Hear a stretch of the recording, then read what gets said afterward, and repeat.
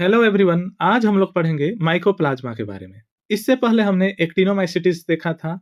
अगर वो वीडियो आप नहीं देखे हैं तो चैनल में प्लेलिस्ट बना हुआ है माइक्रोबायोलॉजी के नाम से, आप जाकर देख सकते हैं, या इस वीडियो के डिस्क्रिप्शन में आप लोगों को वीडियो मिल जाएगा।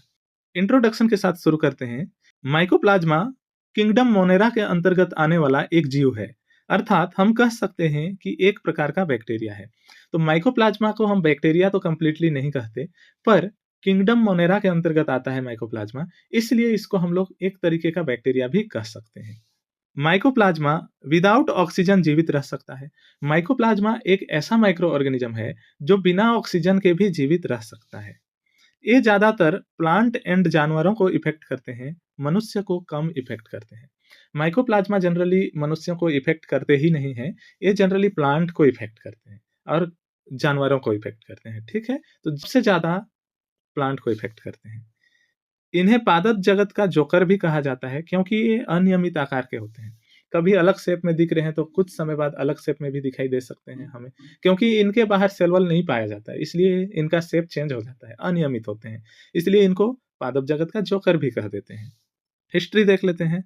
सर्वप्रथम लुईस पास्चर ने प्यूरोनिमोनिया की खोज की, जो माइकोप्लाज्मा से होता है। सर्वप्रथम लुईस पास्चर ने प्लूरोनिमोनिया की खोज की, जो माइकोप्लाज्मा से होता है। उन्होंने इसका नाम पीपीएलओ रखा। इसका मतलब क्या है? लुईस पास्चर ने एक डिजीज खोजा, प्लूरोनिमोनिया, और उस डिजीज के बारे में स्टडी करने पर पता चला कि ये तो एक माइक्रो ऑर्गेनिज्म से हो रहा है, और उस माइक्रो ऑर्गेनिजम्स का नाम उन्होंने क्या रखा था? PPLO, pleuropneumonia like organisms. बाद में इसका नाम माइकोप्लाज्मा दिया गया। ठीक है, तो वो माइकोप्लाज्मा ही थे, पर उनका नाम क्या रखा था? प्लूरोनिमोनिया लाइक ऑर्गेनिज्म दिया था। ठीक है, 1898 में नोकार्ड एंड ई आर रॉक्स ने इनका संवर्धन किया और इनका नाम रखा माइकोप्लाज्मा। ठीक है, इनका नाम इन्होंने ही माइकोप्लाज्मा रखा है, इसलिए इनको माइकोप्लाज्मा के वास्तविक खोजकर्ता माने जाते हैं।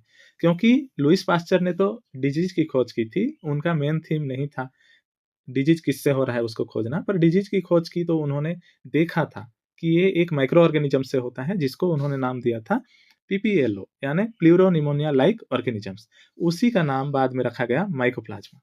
आगे देख लेते हैं general characteristics of mycoplasma. Mycoplasma के जनरल कैरेक्टरिस्टिक्स, यह अत्यंत सूक्ष्म तथा नॉन मोटाइल होता है। माइकोप्लाज्मा जो होते हैं बहुत छोटे और नॉन मोटाइल होते हैं, मतलब इनमें फ्लैजिला नहीं पाया जाता है। ये एक जगह से दूसरे जगह मूव नहीं कर सकते, पानी के बहाव के साथ या हवा के साथ या किसी में चिपक कर जा सकते हैं, पर इंटेंसली ये मूव नहीं कर सकते। परजीवी तथा मृतोपजीवी होते हैं। ये जो होते हैं ये परजीवी होते हैं या मृतोपजीवी होते हैं, यानी कि ये किसी दूसरे जीव पर आश्रित होते हैं भोजन के लिए, या फिर मृत सड़े गले पदार्थों पर आश्रित होते हैं। सेल वॉल एब्सेंट होता है, इनमें सेल वॉल नहीं पाया जाता है, इसी कारण इनकी आकार भी अनियमित होती है। ठीक है, सेल वॉल के जगह 3 लेयर्ड प्लाज्मा मेम्ब्रेन पाया जाता है। सेल वॉल के जगह में इनमें 3 लेयर प्लाज्मा मेम्ब्रेन पाया जाता है।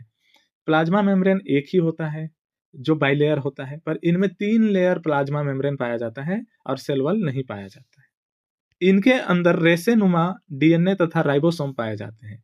माइकोप्लाज्मा के अंदर रेसेनुमा डीएनए पाए जाएंगे और राइबोसोम पाए जाते हैं। ये बैक्टीरियल फिल्टर से गुजर जाते हैं, मतलब बैक्टीरिया के लिए जो छन्नी होती है, जैसे इधर से कुछ चीजें डाले तो इस छन्नी से बाकी चीजें निकल जाएंगी और बैक्टीरिया ऊपर में छन जाते हैं। लेकिन माइकोप्लाज्मा को इसमें डालें तो माइकोप्लाज्मा इस छन्नी से नीचे गुजर जाएंगे। ठीक है, तो ये बैक्टीरियल फिल्टर में छनते नहीं है, गुजर जाते हैं। ये मल्टीसेप्ट होते हैं। माइकोप्लाज्मा जो है ये मल्टीसेप्ट होंगे, इसीलिए तो इनको पादप जगत का जोकर भी कहा जाता है ना। इनमें सेल वॉल नहीं पाया जाता, तो अलग अलग शेप के हो सकते हैं, मल्टीसेप्ट होते हैं। इनका साइज जो होता है 330 नैनोमीटर से 450 नैनोमीटर तक होता है। इनका साइज 330 नैनोमीटर से 450 नैनोमीटर तक होता है।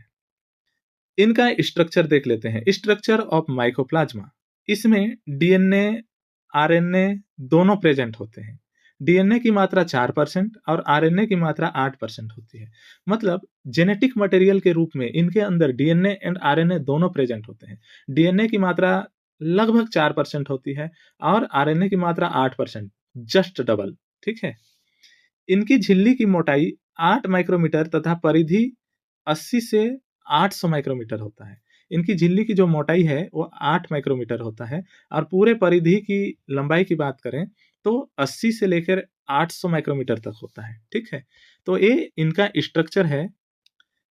स्ट्रक्चर में हमें क्या-क्या देखने को मिल रहा है, देखिए। सबसे बाहर सेल मेम्ब्रेन है, सेल वॉल नहीं पाया जाता और सेल मेम्ब्रेन आप देख पा रहे होंगे 3 लेयर का है, ठीक है? उसके अलावा इसके अंदर इस तरीके से एक लंबा डीएनए होता है, जिसका कंटेंट होता है 4% और इनमें आरएनए पाए जाते हैं। इस तरीके से छोटे-छोटे कई सारे आरएनए दिखाई दे रहे हैं, ठीक है? इस तरीके से बिखरे हुए होते हैं, तो इनमें आरएनए पाया जाता है। और आरएनए के अलावा इनमें कुछ प्रोटीन्स भी होते हैं, ये जो छोटे-छोटे रेड कलर से दिखाए गए हैं डॉट, है ना? वो है प्रोटीन्स। तो इनके अंदर कुछ प्रोटीन्स होते हैं, जो इनके फंक्शन को चलाते हैं, सेल के फंक्शन को। साथ में कुछ लिक्विड सब्सटेंस पाए जाते हैं, वाटर पाया जाता है। इसके अलावा राइबोसोम पाया जाता है, जो 70S टाइप का होता है। कई सारे राइबोसोम होते हैं, जो 70S टाइप के होते हैं।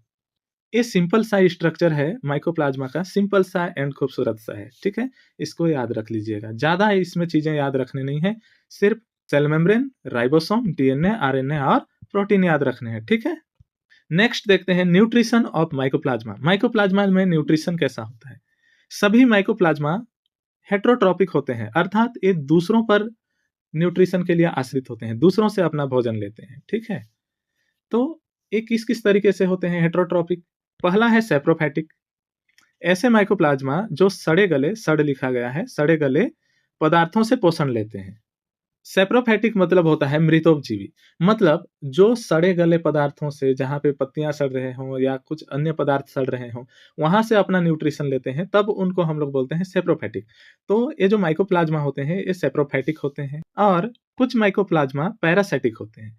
ऐसे माइकोप्लाज्मा जो किसी दूसरे जीव पर आश्रित रहकर उसके द्वारा बनाए गए भोजन को न्यूट्रिशन के रूप में लेते हैं, तब उनको हम लोग बोलते हैं पैरासाइटिक। पैरासाइटिक मतलब समझ जाओ पूर्ण रूप से परजीवी। ये किसी दूसरे जीव पर आश्रित होंगे, उनके द्वारा बनाए गए भोजन को लेंगे और उसको फायदा भी नहीं पहुंचाएंगे दूसरे जीव को, ठीक है? उसको नुकसान ही पहुंचाएंगे जनरली। नुकसान नहीं भी पहुंचाएंगे तो भी फायदा तो नहीं करेंगे, ठीक है? और जनरली नुकसान ही पहुंचाते हैं, तब ऐसे ऑर्गेनिज्म को हम लोग बोलते हैं पैरासाइटिक। तो माइकोप्लाज्मा दो तरह से न्यूट्रिशन करते हैं, सैप्रोफैटिक और पैरासाइटिक, मृतोपजीवी और परजीवी, ठीक है? नेक्स्ट देखते हैं रिप्रोडक्शन ऑफ माइकोप्लाज्मा। अगर माइकोप्लाज्मा के रिप्रोडक्शन की बात करें तो ये एसेक्सुअल टाइप का रिप्रोडक्शन करते हैं। इनमें और दूसरा कोई भी रिप्रोडक्शन नहीं पाया जाता है, इनमें सिर्फ एक ही मोड से रिप्रोडक्शन होता है, वो है एसेक्सुअल मोड। तो चलिए डायग्राम से देखते हैं और समझते हैं। जब माइकोप्लाज्मा छोटा होता है, बच्चा होता है मान लो, ठीक है? तब उसको हम लोग बोलते हैं एलिमेंट्री बॉडी, छोटा माइकोप्लाज्मा होता है, ठीक है? ये जब ग्रोथ करता है तो उसको हम लोग बोलेंगे इंटरमीडिएट सेल और ग्रोथ करने के बाद लार्ज सेल बन जाता है, मतलब एक मैच्योर माइकोप्लाज्मा बनता है। अब मैच्योर माइकोप्लाज्मा बनने के बाद इसको हम लोग लार्ज सेल भी कहते हैं, ठीक है? मैच्योर माइकोप्लाज्मा बनने के बाद इनमें दो तरीके से रिप्रोडक्शन हो सकता है।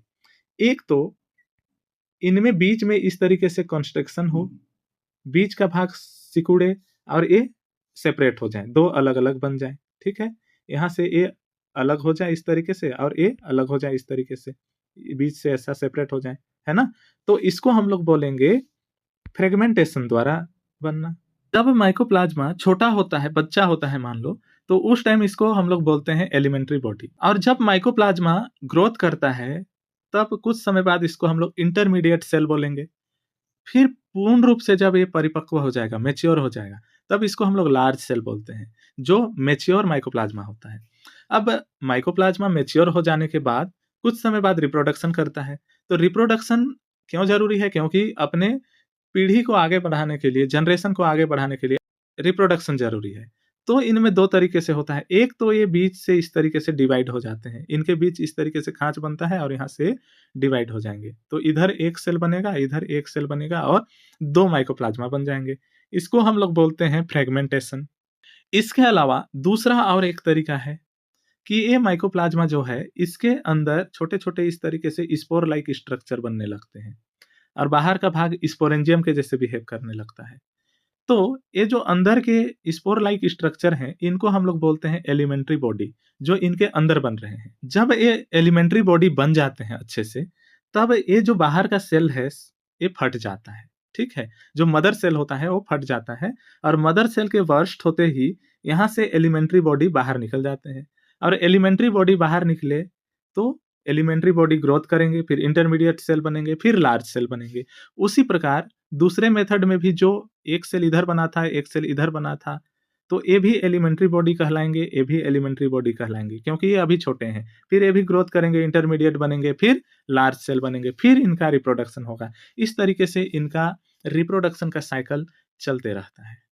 ठीक है, आई होप आप लोगों को समझ में आया होगा। माइकोप्लाज्मा का टॉपिक भी बहुत सिंपल और इजी टॉपिक है। हम लोग माइक्रोबायोलॉजी से रिलेटेड कुछ और भी कंटेंट डिस्कस करेंगे इसी चैनल पर, तो आप लोग चैनल को सब्सक्राइब करके रखिएगा और बेल आइकन को प्रेस कर लीजिएगा, ताकि मैं जैसे ही वीडियो डालूं आप लोगों तक नोटिफिकेशन पहुंच सके।